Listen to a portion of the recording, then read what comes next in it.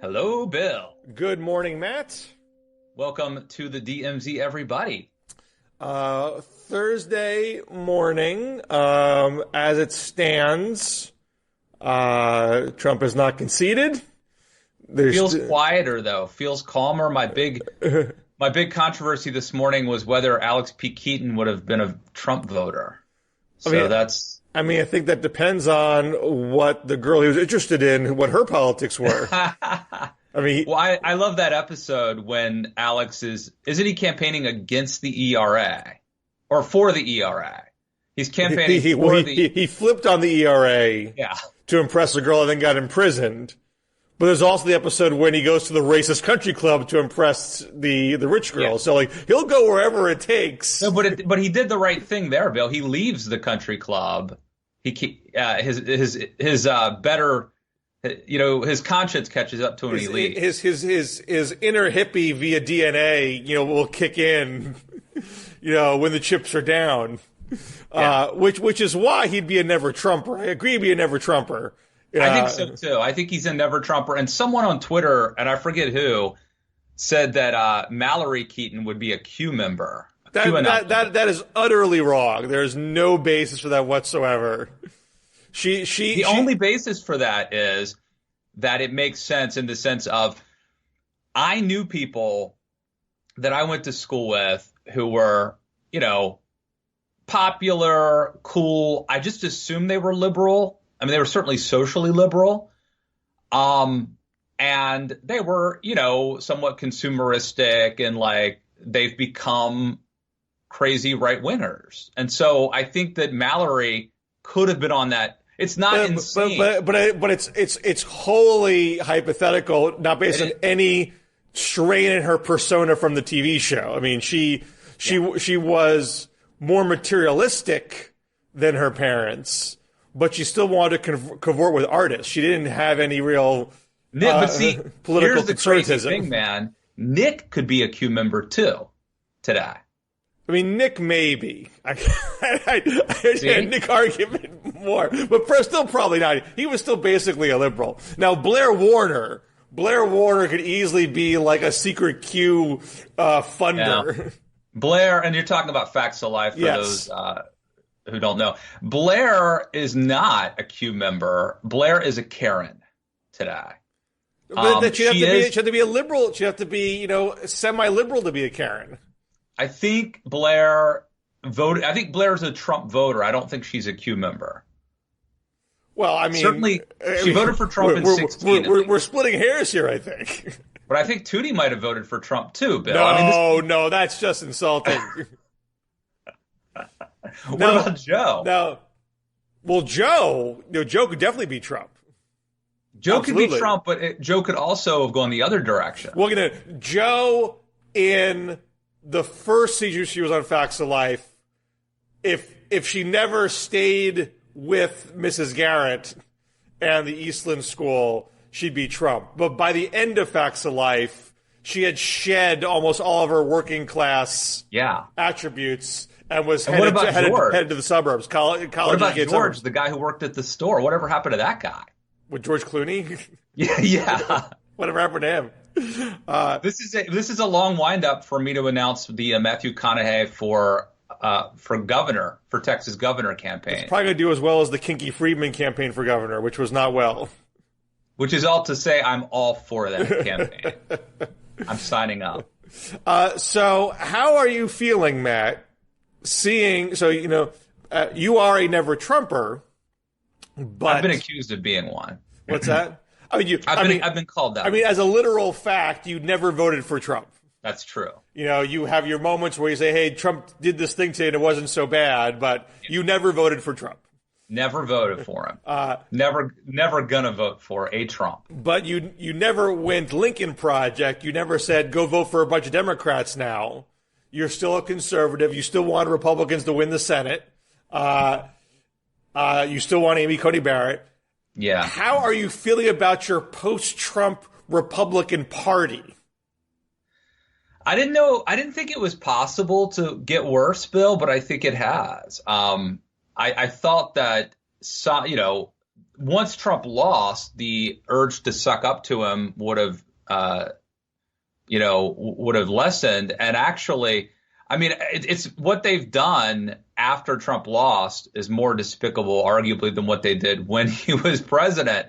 And I'm talking, of course, about, the efforts to in my mind, overturn the election or mess around with our with liberal democracy by like not certifying ballots and having these faithless electors and things like that. It's just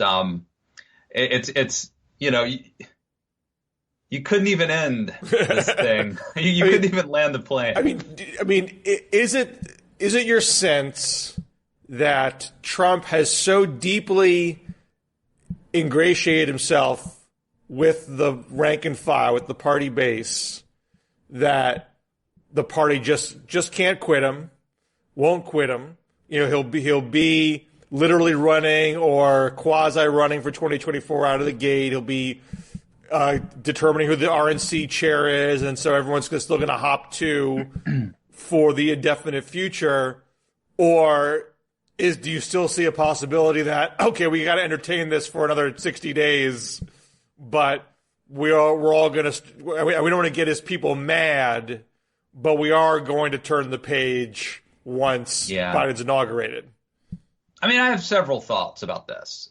One is, I think it pays to have, people are having less children these days. I think it pays to have a brood, because I feel like if it was just Donald Trump, people would say, forget about the old man's not going to be around forever. But, there's a whole lot of Trumps, and they probably will be around, and they're going to have, sadly, cachet in the Republican Party for a long time. So even if Donald Trump, the old man, isn't wreaking havoc, I mean, if you want to do anything in the Republican Party or the conservative movement, there's a pretty good chance one of these Trumps is going to be involved. They've weaseled their way into basically everything. And so you could be blacklisted or shut out for years to come, not by Donald Trump, but by Tiffany Trump or Eric Trump or who knows. So I think that it complicates things. I think some people are still playing the game of, I just have to play the game for another couple months. Mm-hmm. I think other people, here's my big concern about Trump, I would say. It transcends the Republican Party. And Bill, you and I, we've been doing this for over a decade. And one of the areas where I used to disagree with you was fundamentally on how resilient America is. I always had the sense that you, being a very optimistic, positive guy, you felt like America could take anything we could throw at her. So like social engineering, she could handle it. Tons of immigrants, we'll assimilate them all, whatever. And I was always a little more like, well, let's slow things down a little bit. Like, I'm not sure America really is that resilient, and I always thought the left was primarily the people who just thought, who weren't concerned about that, who didn't feel like it was tenuous or precious, maybe even. And now I think clearly it's Trump. And when you look at what's happened, he has, I don't want to say broken our system, but he has done serious damage. I mean, it's like America's like, he's treating America like you treat a rental car. You know what I mean? When you're driving a rental car, you don't get it washed, oil, you don't always put the emergency brake on, whatever. I don't know. He treated America worse than a rental car. And so when I see these sort of like rank and file Republican bureaucrats who are like doing his bidding, like without being ordered to, right? They're just sort of, it concerns me that there are a lot of people on the right and even in the Republican Party who do not fundamentally believe in liberal democracy. And that is a surprise to me. And I think some of it is that Trump has revealed this. Some of it is that Trump has broken it or caused it. But we're going to be suffering, or I'm going to be concerned about this for a long time, that there are a lot of people who really don't believe in things like the rule of law, who don't really believe in the peaceful transfer of power or see that as the sort of institutions and norms as being important. And that's a scary thing. I was way more concerned about somebody stealing elections before the election than after. It never occurred to me in America that we'd have to worry about somebody trying to steal the election after the fact, after somebody has been declared the winner. Well, let me try to take the optimistic side of the argument. I think everything you say, like, those are all legitimate things to be worried about. And if you tip that into full-blown pessimism, I certainly can't blame you. Obviously, the fact that Trump won as many votes as he did shows that there's a pretty strong pulse for what he's selling, and the fact that you can find individual people like the two Republicans in Wayne County that keep vacillating on whether to ratify the vote, although it seems like they did ratify the vote. They can't go backsies on it now, no matter how much they want to complain about it. That's how, like, if you're in the city council, you can't vote for the bill, and then the next day say, I take it back. Like, too late, buddy. You voted for the bill. That's it. But we do have examples of Republican state senators, state legislators saying, we're not going to vote for an alternate slate of electors. You do have Supreme Court judges. Roberts and Kavanaugh did not do what Trump wanted in every single case involving election law. And there are heroes like the Georgia Secretary of State. Yeah, absolutely. Who I think it's a real profile and courage. Absolutely. I hope he doesn't disappoint me, but so far, no. I mean, he's out there. He's on my list. He's up there with the progressive woman at the D.C. restaurant who refused to do the fist or whatever in the air, when she was pressured by BLM protesters. I put those two on my list of Person of the Year this year. Now, the Emily Murphy, who's at the GSA, who's refusing to move the transition along. She is, I'm in Northampton, Mass. She's a Smith grad. She's not on my list this year. She's on my naughty list. She's only one class above my spouse from Smith, so not that that's widely known here in Northampton, but that's Northampton's gift to the world right now. But anyway, Bill, I feel like there's something up with your microphone. I'm hearing like tapping, and I might be bumping stuff. So I hit this table. Yeah, that's what it is. Let me just say about that woman, not a profile in courage. No. She just needs to. I mean, so the key is that once she ascertains, is it ascertains or she basically just has to say, like, it seems like Biden won, and she won't do that. Right, and it's she is not even someone who. I mean, I don't know what her end goal in her life is if she's trying to make it in Republican Party politics, but just to be a basic government bureaucrat, you don't need to kowtow to Trump. She'll be able to find work. If she had, like, on this, 10 days ago or 11 days ago, whenever the media finally, whenever, like, the AP, let's say, declared Biden, or projected is a better word, projected that Biden had won, she could have done it that day, and I don't think it would have been a big fuss.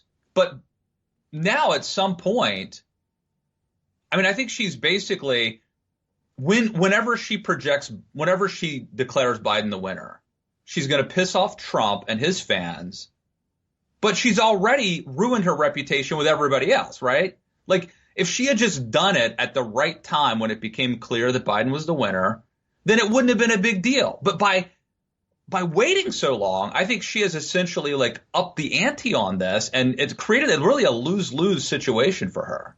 Yeah, I think I assume when she does it, people will forget and move on with their lives. Oh, I'm sure she'll be the next Miles, what's his name, the hero of the Never Trump. I mean, not that much. Because you can basically put kids in cages, but then at some point, if you criticize Trump, you're a hero, right? So maybe she'll make that turn. Is it a heel turn, or what's the opposite of it? Is it a hero turn? What's it called? I'm not a wrestling aficionado. I couldn't say.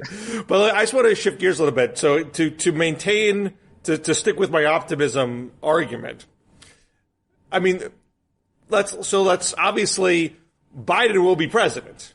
There's going to be somebody in the Oval Office who's going to be setting a different tone for the next 4 years. And I don't think we know yet how that is going to affect the body politic. I mean, so much of what's going on with Trumpism, I mean, part of it is, Trump himself and what he sells.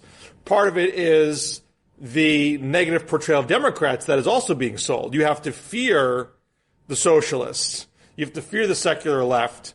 And I think they're doing a good job of selling that themselves too. Well, some of them are. Some of them are putting out the caricature. But it's going to be pretty evident that AOC is not the tail wagging this dog. I mean, she won't have the number. Even if you thought she could wag the dog at some point, there is no way she could in whatever happens in Georgia. There is no way that the socialist left is dictating policy with a Biden presidency, with a House majority of maybe possibly a single digit gap, and a 50-50 Senate at best. So Biden's inner bipartisan moderate is going to get the full showing. I think the problem, Bill, with that is, and this goes to the concept of nut picking, right? Right. But it almost doesn't matter. So because of Twitter and cable news, Biden could run a very moderate centrist administration.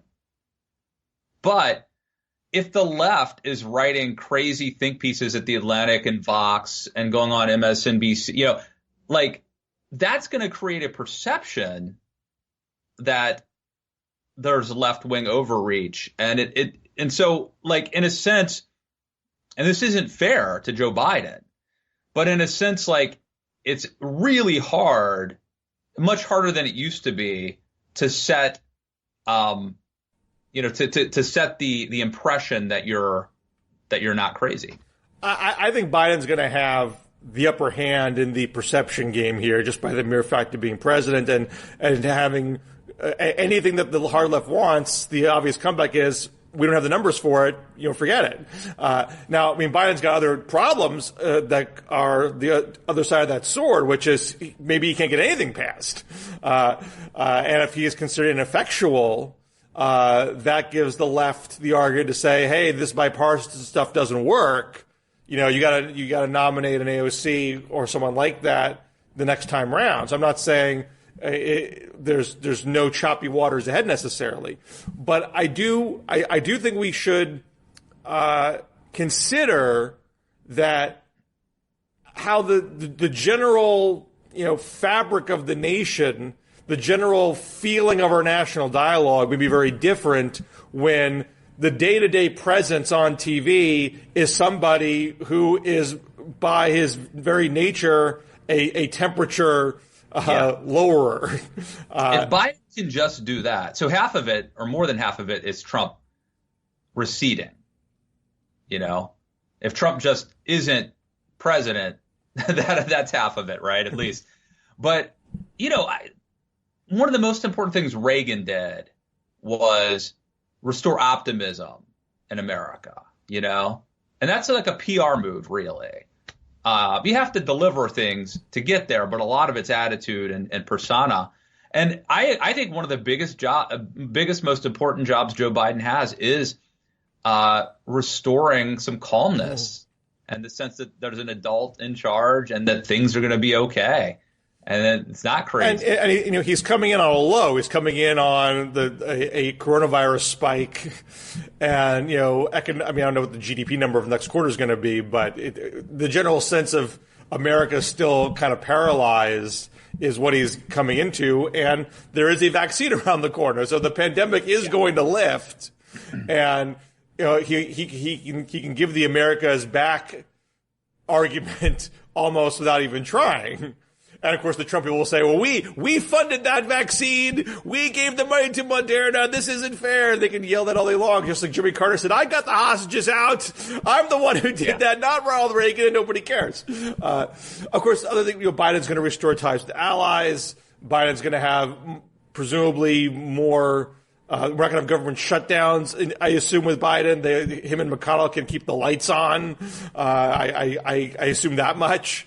But obviously, there could be frustrations of what Biden can do beyond that legislatively, depending on what happens. Even if 50-50 Senate, it's going to be challenging to get stuff passed.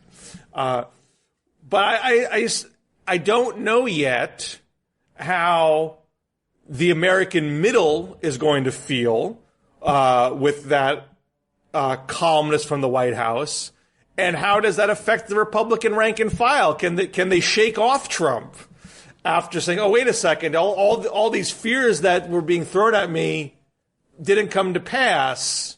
Why am I still under this guy's spell?" Is there a chance? I mean, there's always going to be a hardcore. There's always going to be racists. There's always going to be white supremacists. There's always going to be anti-immigrant folks. But the question is number. Is it going to be 47% of the country, or is that number going to go down after 4 years of Biden? Things change, but it takes time. And I mean, I'm going to use Sarah Palin as an example, right? So Sarah Palin was never president, but she lost. Palin lost in 2008. And I feel like, I remember when the media was chasing her bus around in 2012. Mm-hmm. Yeah, she had like a campaign. It was like selling a book or something, but it was all a gimmick. But she was feigning. She was pretending. Feigning.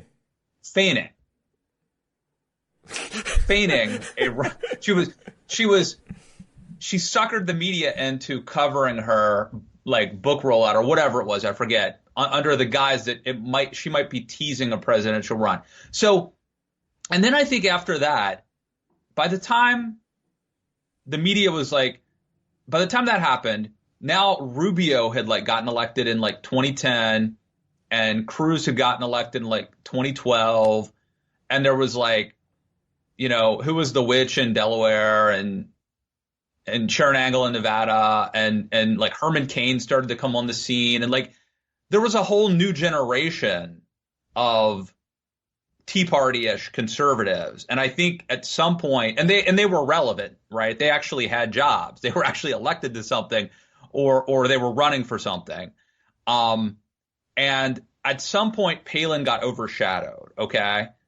And then she would pop up eventually, and now I think she's completely done. But I guess my point is Trump can't hold on forever. But it's going to be, I think it'll be years before, he's sort of, they really the world completely moves on from it. Yeah, I mean, I don't know, Trump's going to have some media platform. I don't know if it's calling on Fox and Friends, or be having a show on OAN, or starting his own podcast, or whatever it is. He'll do something. And remember Palin, and again, Trump, not only was Trump president and Palin wasn't, but Trump is just a better media manipulator than Palin. Okay, so that's all conceded. But remember, Palin had like Fox News put in a TV studio in her home, and she had, Bristol was on like Dancing with the Stars or something. I mean, they had a run. Yeah. Too, So I'm sure Trump's, we're going to hear from Trump, I'm sure, a lot. I don't know how much traditional media is going to cover every instance. Does every utterance get a breaking news on CNN? Does everything get its own, front page story in the New York Times? That I don't know. Here's something. And what you've just suggested, Bill, I think is part of the problem is our media. I mean, Steve Bannon kept getting interviews with mainstream media outlets even after he was gone from the White House. But reduced. I mean, his attention was reduced after he was fired. The media helped create Donald Trump. They helped elect Donald Trump, and at some point they will move on. But if Donald Trump's good ratings, if he gets clicks, he'll still be around. And so I think the media is part of the problem, but this is like a long theme of mine forever. But anyway, here's another question I have for you. So I floated this on my most recent shareable YouTube commentary. Wait, what was this show, Bill? Shareable. My YouTube it's a channel. YouTube show, right? It is, yes. People could subscribe. They can. It costs nothing to click subscribe on my YouTube channel and be a subscriber. And this is where, like, a couple times a week, 2-3 days a week, you will sit in front of a camera and just give a little essay. I mean, don't oversell it or anything, Matt. But yes, that is literally you'll what drop it is. knowledge and wisdom on yes, that. Yes. So I put out there, look, all indications are that Trump improved from 4 years ago his vote share from people of color. We know he did very, very well with the Hispanic community, Latino community in South Florida and in South Texas. And exit poll data, which is sketchy, so we can't totally glom onto it, but suggests he improved 4 points with African Americans, particularly African American men. Certain urban areas he did a little bit better than 4 years ago. Not all of them, but some of them. And I think the perception is out there that Trump did better with these groups than 4 years ago. To what extent does this change the Republican Party? Because remember, when Obama won re-election, and for a hot second, even Sean Hannity was saying, "Okay, we got to do immigration reform. We got to win these voters." And then a bill passes the Senate, has Rubio's support, has Lindsey Graham's support, has John McCain's support, and then it gets to the House, and all of a sudden you hear from Rush Limbaugh and others, "You're just legalizing Democratic voters. Why would you do this? This is just making elections easier for them," and the House put the kibosh on it. Is it possible that Republicans are going to say to themselves, wait a second, we actually can win these voters.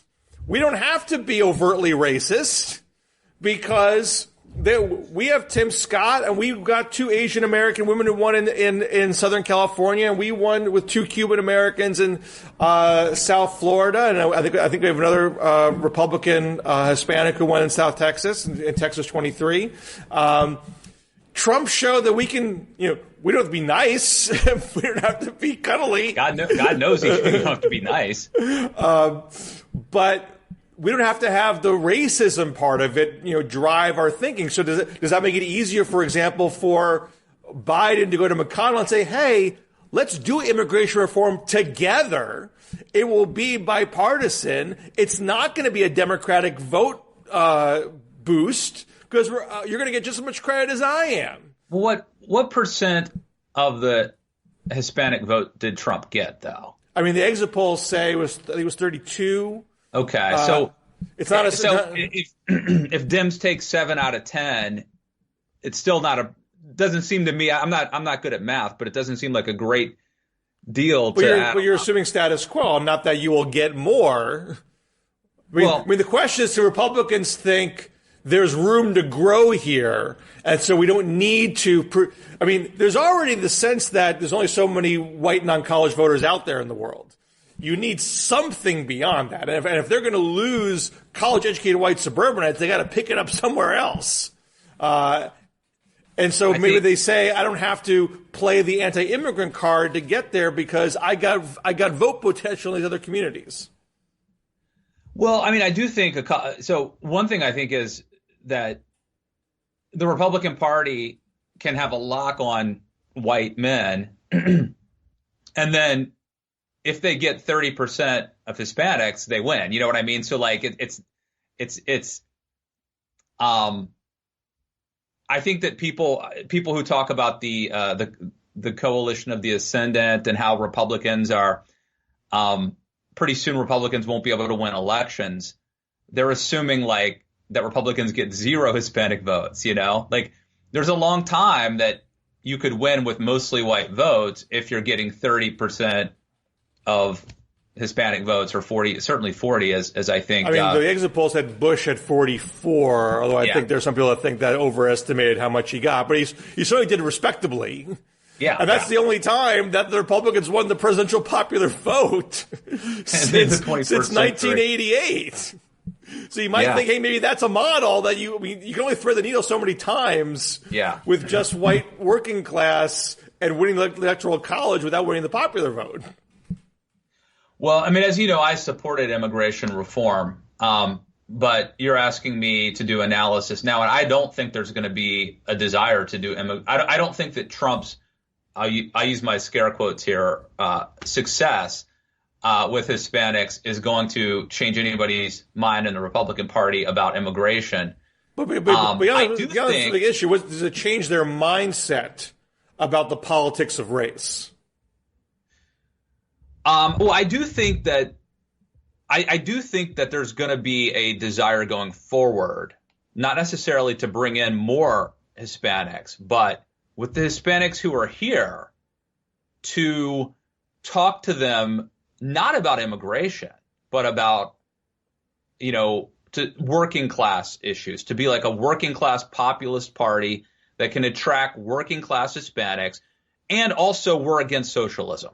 That doesn't hurt either, right? If you're from Venezuela or Cuba or like Nicaragua or something like that. Well, I mean, and this is true for working class African Americans too. I mean, about a quarter of African Americans call themselves conservatives. I mean, Republicans have always known this. I would say that my rough estimate is at least 50% of African Americans are conservative. Like, they may not call themselves conservative, but I mean, the plurality of African Americans call themselves moderates. I mean, and I think Republicans, on a certain level, have always felt, hey, we don't have to change our ideology. We can sell conservatism to these constituencies and try to break the Democrats' hold on them. I just interviewed, let me do my shameless plug now.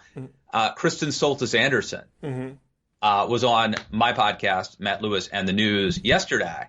Mainly we were talking about the polling errors and what pollsters got wrong, but we spent some time on this issue.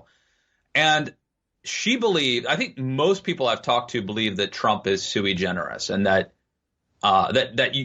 Trump's appeal to like Hispanics and working class Americans generally is unreplicable amongst other Republicans, because he's special and he's a celebrity and he's whatever.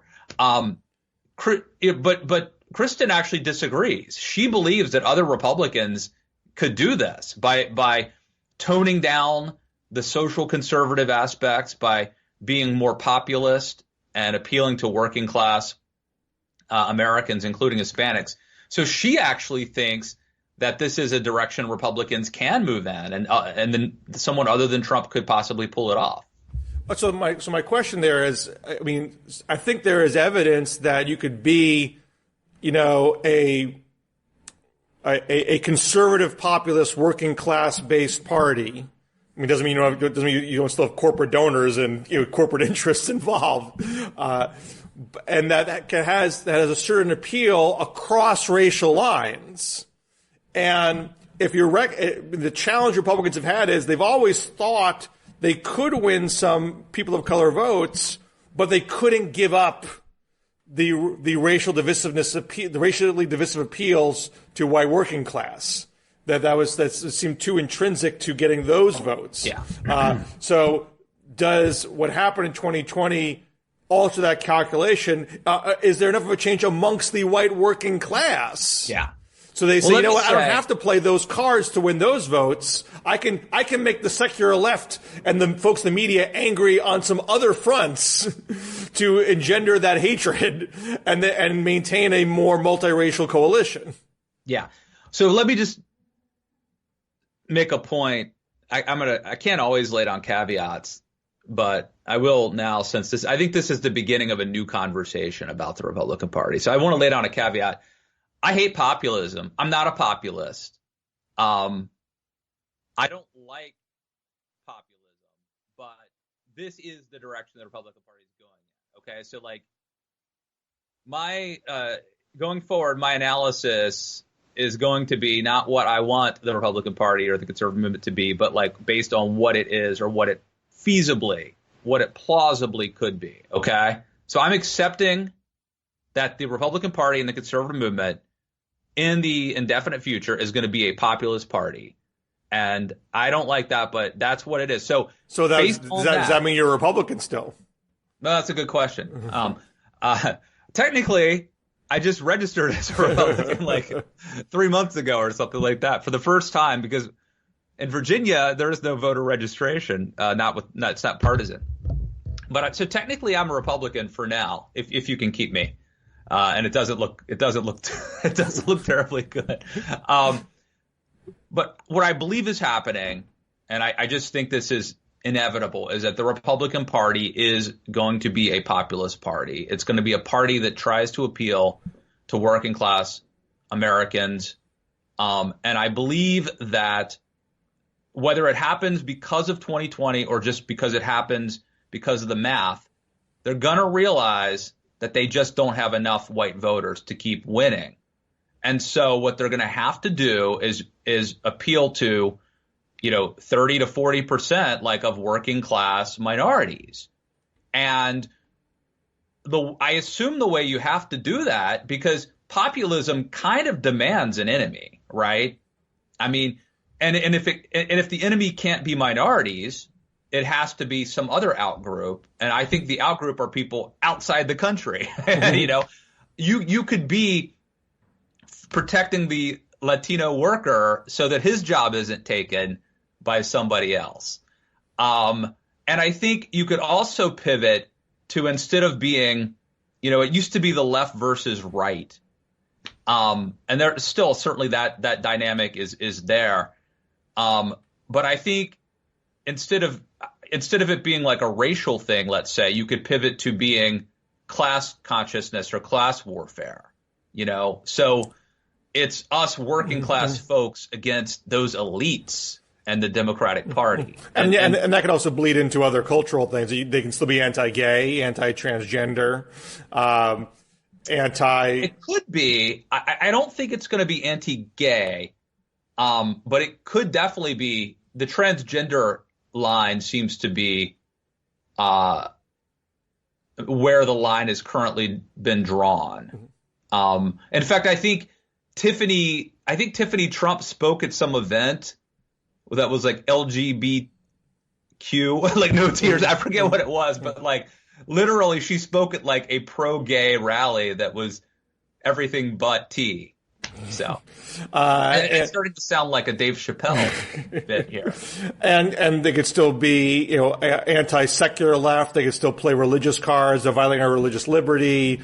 They're shoving anti-Christian things down our throats, war on Christmas, all that kind of stuff. So, I wouldn't argue it's going to be. But it's weird, Bill. You're right. But it's weird, though, because like increasingly the Republican Party is becoming. They're still playing the Christian card, but it's becoming much more like secular.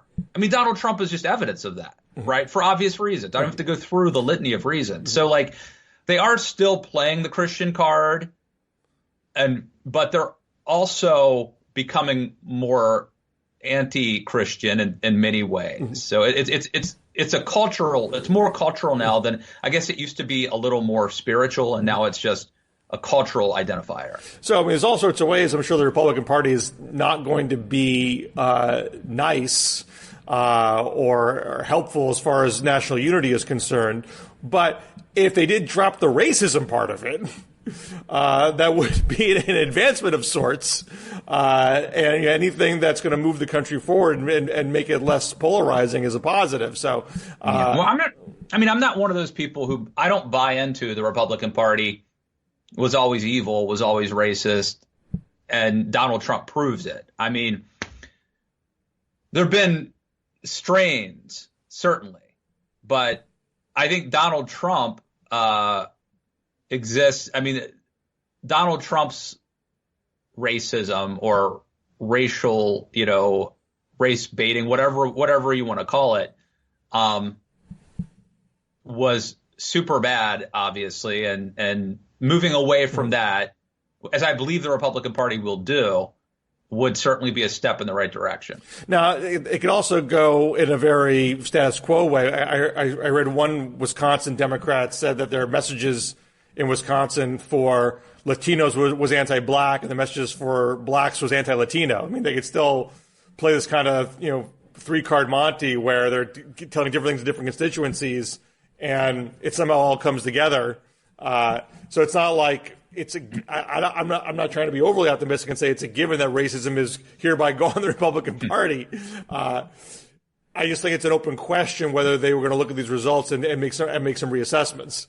Yeah. Well, it is also interesting, Bill. I believe it's the case that all the Republicans who won congressional seats, and by the way, my wife represents one of the people I'm about to describe. I think it was all minorities, women, or veterans. Yeah. Is the line, which is an interesting thing. And does that change the party's tenor as well? I mean, look, obviously, just because you're not white doesn't mean you can't have awful views and sell awful things. But if your caucus is becoming more diverse, you have 2 Asian American women in Southern California. You have I think at least 3 more Hispanics. Does that change the way you talk amongst yourselves and the kinds of gut judgments that you make? I just think these are somewhat unknowns. Yeah. And we'll see if there are people does anybody step up to elbow the Trumps out of the way and say, look, Marco Rubio or Josh Hawley or Nikki Haley, can these folks carve out some space for themselves that make the average Republican, subtly shift on these matters? Well, it bothers me that the world has changed in such a way that the only way Marco Rubio can win is by running as a populist, and in some ways echoing like the Elizabeth Warren mantra. I mean, it's a more conservative version of Elizabeth Warren. It's a big departure from Rubio, where he was. But let me just say this: I think, to be optimistic for a second here, there is a chance that the Republican Party, it will become more populist. But if you end up with people like, and look, Rubio did not manage the Trump era well. Nobody, barely anybody did. Only the Secretary of State of Georgia comes out of this looking good. I mean, every other Republican looks bad. But so with that, I'm conceding that point. But I think it could work itself out. And you could end up with a Republican Party in a few years that is more respectable and better, and it's reaching out to working class minorities, and it's more populist than my taste, but it's a more thoughtful than it is now, and it's not racist and it's not evil, and that party will be formidable. That party will be formidable because, as we could see, even with Donald Trump being as horrible as he was, there is still a constituency for a center right party. Now, I imagine, Matt, you come from working class stock, so it's not like you have some animus towards Republicans appealing to the working class, right? Well, sometimes people are self-hating, but I don't think I'm one of them. I think yeah. So well, it's an interesting background, but yeah, very, very rural area where I'm from. When I was a kid, they said, what do you want to be when you grow up? And the number one answer in my class was a farmer. And the number 2 answer was truck driver. And so that's kind of where I'm from. My dad was a prison guard for about 30 years. And you said political pundit and you got beat up after school? I said I wanted to play for the Baltimore Orioles. That was my dream. And here I am, Even that's kind of highfalutin compared to farmer and trucker. It kind of was, but you got to realize. I mean, have you seen the Sylvester Stallone movie Over the Top? I don't think I ever actually saw it. I gotta say, he drives a big rig, yeah. But he also, to make some side cash, he's a professional arm wrestler. Right. That movie was really big in my school, so I think that's where some of the truck driver thing came from. I remember. I grew up in an upper middle class area. I remember one time everyone was asked where they wanted to live where they grew up, and everybody but one said Beverly Hills. because this is right when this is after Beverly Hills Cop and Down Out in Beverly. It was Down Out in Beverly Hills. Yeah, Down and Out in Beverly Hills. And everything was Beverly Hills. That's where everybody wanted to go to. This is suburban New York. It's not like we lived in a rundown place. Is this pre 90210? Yes, it was before then, but still the same kind of ethos being advertised. Big time. Yeah, man. So I live in West Virginia. I drive around listening to. They took my favorite country station off. I had the classic country station.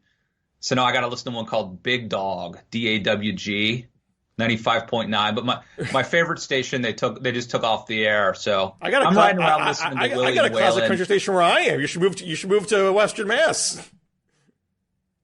You never know where I may end up, Bill. I mean, 92.3 Outlaw Country. I like sorry. Texas. It's 92.3 The Outlaw. That's what it is.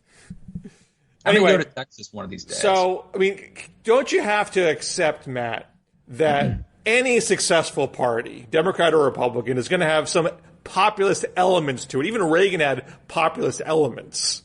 And you want to have some working class appeal. There are a lot of working class voters. There are a lot of voters in both parties who don't have college educations.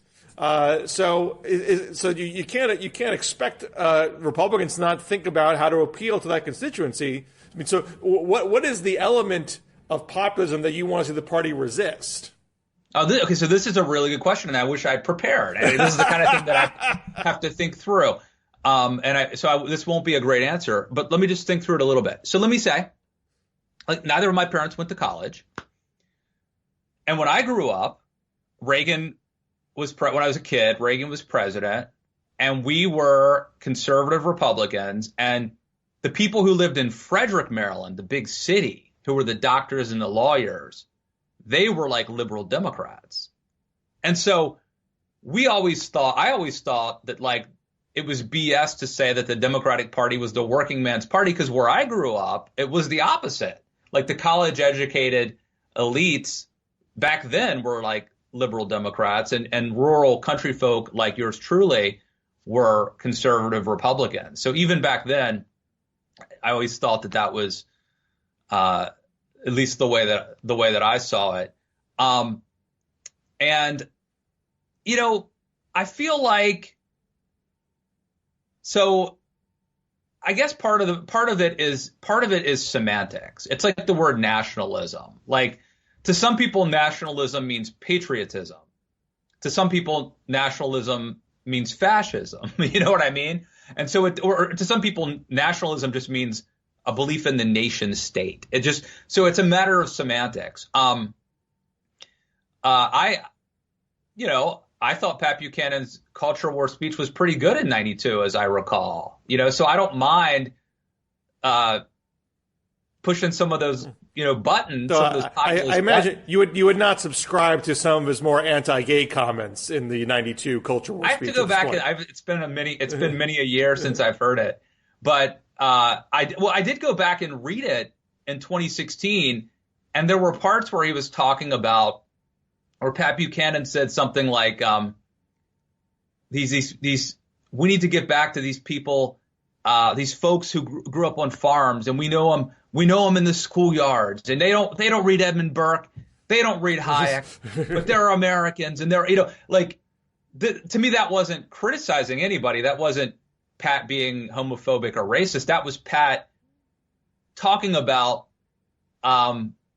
lifting up, kind of working people, and they don't have to read Burke and Hayek to be our people. You know what I mean? Mm-hmm. And so there is a positive side of populism that I'm cool with tapping into. And like you said, Reagan tapped into it. I mean, Henry Olsen has this whole book called Working Class Republican, demonstrating that Reagan was much more populist than like the Paul Ryans of the world might recall.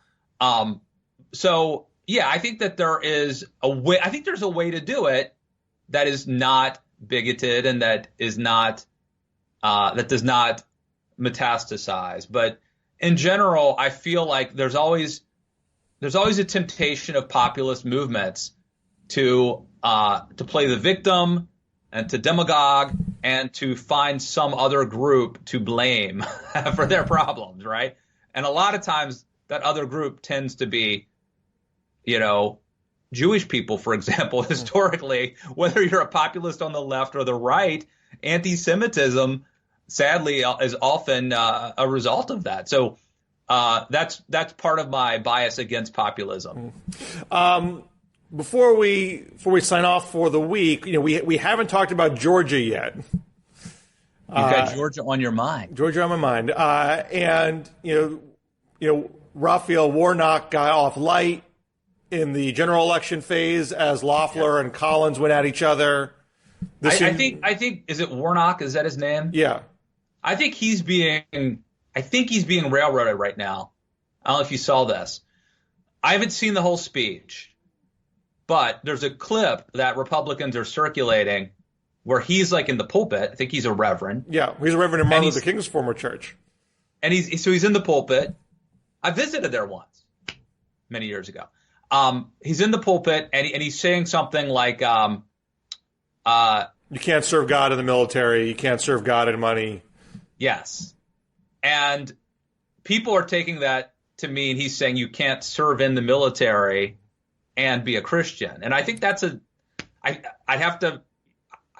Maybe I'm giving him the benefit of the doubt, but I feel like they're misrepresenting what he was saying there. I'm sure he was, and often in these cases. They're deliberately excising parts of the speech before and after. Yeah. From what I can gather, because I was trying to find the full speech, and that was what? I was trying to find the full speech.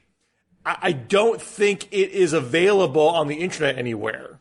That somebody this was back in 2011.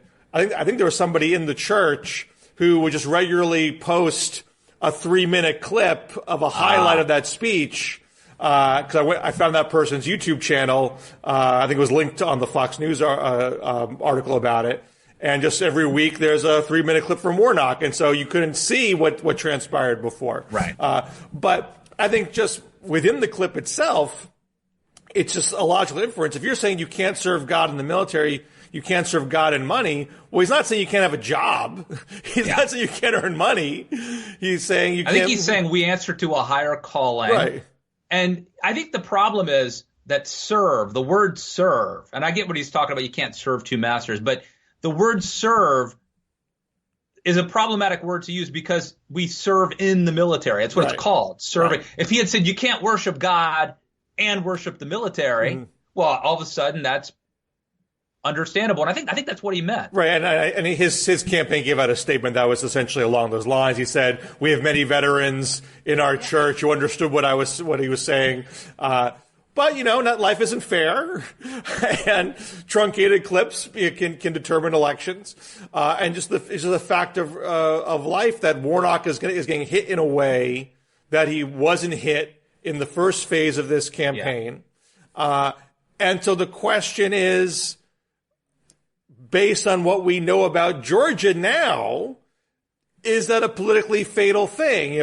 Obviously, if you're in the Trumpier white rural part of Georgia, you're not going to vote for Raphael Warnock probably. I think I heard that Georgia had the highest percentage of young people vote than any other state. And here's the problem with that. Can you get them back? Can you get them back on January 5th? Well, young people, the white college-educated suburbanites that helped flip the Atlanta suburbs, are those folks going to be as nervous about what Warnock is saying? I mean, mind you, Trump tried to play the race card. In this, Biden's going to abolish the suburbs. He's going to bring Cory Booker to run the suburbs. Ooh, scary Cory Booker. Do these attacks land the same way that they did 10 years ago? So I don't think we know that. And the turnout mix. So on one hand, Trump's not on the ballot. So does that mean Democrats are less motivated to turn out because it's not about stopping Trump? Does that mean Republicans don't turn out as much because Trump's not there as the incentive? Democratic turnout was better in 2018 than 2020 percentage-wise. That's a good point. That is a good point. We don't know, do we? We don't. I'm assuming Republicans win both seats. That's my default, but we don't know. I mean, on one hand, Biden got more votes in Georgia, about 12,000 more, but it wasn't quite 50%. It was 49.5 because there was a libertarian in the mix. And John Ossoff ran about, I think it was 80, 90,000 votes behind Perdue. And in the jungle primary, the collective Republicans got, I think a little bit, the Republicans got more than Democrats, but I think a somewhat smaller margin than with Perdue and Ossoff. And so you could look at it and say, well, Biden-Trump was different than the Senate races, and so Republicans have the edge. But if they have that edge because you got a bunch of Trump-only voters that came out and voted party line and they don't show up, then that's a different turnout mix. So there's no way to know that from the existing data, and probably no way that polls are going to give us a clear picture because polling is a bit of a dubious proposition right now, although polls were better in Georgia than they were in other places. Indeed. And by the way, I think it's Loeffler. I think it's pronounced, it looks like Loeffler to me, but everyone keeps saying Loeffler. And if she wins, I think we're going to, just as we went through the whole Kamala thing and is it Rosenstein, we're going to have to settle on this. Do you know if we have a definitive answer to that? I thought it was Loeffler, but I always get names wrong. So Everyone keeps saying Loeffler. So now here's the other, and probably the biggest question of the race is, can Republicans? So look, I mean, I know Warnock's going to hit very hard right now, but my sense is that these candidates are going to rise and fall together. It's going to be 2 Republicans, 2 Democrats, probably not a split. I mean, I can't discount the possibility, but I don't think so. Because the dominant issue of the race is who controls the Senate. That's a partisan question. And can Perdue and Loeffler argue that you need us in the Senate to be a check on Biden? You know, you might have disliked Trump, but let's have bipartisan government keep us around. Or can Ossoff and Warnock say, these 2 incumbents are not bipartisan. They've been party line all the way, and we are your only chance. Georgia, you elected Joe Biden. You want to bring the country together. The only way we can have real bipartisan government is to get these partisans out of office, and we will work with Republicans in a narrowly divided Senate to bring the country together. Now, I think that latter argument is sort of has more steps involved than the Perdue Loeffler argument. But if you're building a, black-white, suburban coalition that has a heavy dose of college-educated voters in there, that may be an argument that can sell. Maybe, but I do have to say I'm disappointed. Last week you were in this beautiful, apparently your office. It was a loft. Oh, right. Beautiful. And now it looks like you're back in the basement again. I'm back in the basement. I don't know where that was short-lived, that gig you had. I forgot about one of my many locales. Well, we should probably say that we are probably going to have a special guest on the DM Zoom this week, right? That's right. Now, you know him personally, Tom LoBianco. Is that pronouncing his name correct? From Business Insider. He wrote a great book about Mike Pence. So we could talk about that, but he's also just covering all sorts of stuff, politics, stuff happening at the White House. And we'll bring him in. You and I will do our thing for 15, 20 minutes, and then we'll bring him into the mix and answer some questions. And he might have some, fly on the wall tidbits about what's going on in the White House. He's still on the White House beat. And he's the guy who broke the story that Karl Rove was advising Trump this summer, I believe. So, and Rove is heavily in the Georgia mix right now. Yeah. Although Rove is someone who was trying to nudge Trump out the door at the same time. Yeah, didn't Rove start like a PAC or something to support the Georgia? Yeah, I think he's been doing PACs this whole time. That's his thing. Okay, but he's just dedicating it toward it or something. Yeah. Cool. So if you're not already a Patreon supporter of ours, you can still become a Patreon supporter and get that access to the DM Zooms and support our podcast work and for your newsletter work. I'm getting close to my podcast, Matt. I'm in the final edits on the big debut. Nice. Well, people should support it, even if they don't want to participate in the DM Zooms, which, frankly, I think they're awesome. We have a great little community of people who come on, and we have really good talks. But just to support long-form conversation, I think is important, and also the long-form. Will we call it a documentary? How would we describe this? Describe the which? podcast you're doing, it's like a highly produced podcast. It's a history. It's a scripted history podcast. I'm listening to one right now about dictators. Have you seen this? No. I guess iTunes is pushing it, promoting it. That's how I found out about it. But it is it's called Real Dictators. I'm on Stalin. It's pretty good. Interesting. And they did Kim Jong-il had a 3-parter, and now I'm on Stalin. So I just saw Death of Stalin, the movie. Oh yeah, had you not seen it before? I had not seen it before. I saw it a few weeks ago on Netflix. So I'm curious how that matches up with the Stalin podcast. It's pretty true to life. I mean, obviously it's a comedy, which I applaud them for finding a way to make Stalin funny, which is not easy to do. But I think it was very satirical, and it really illustrated.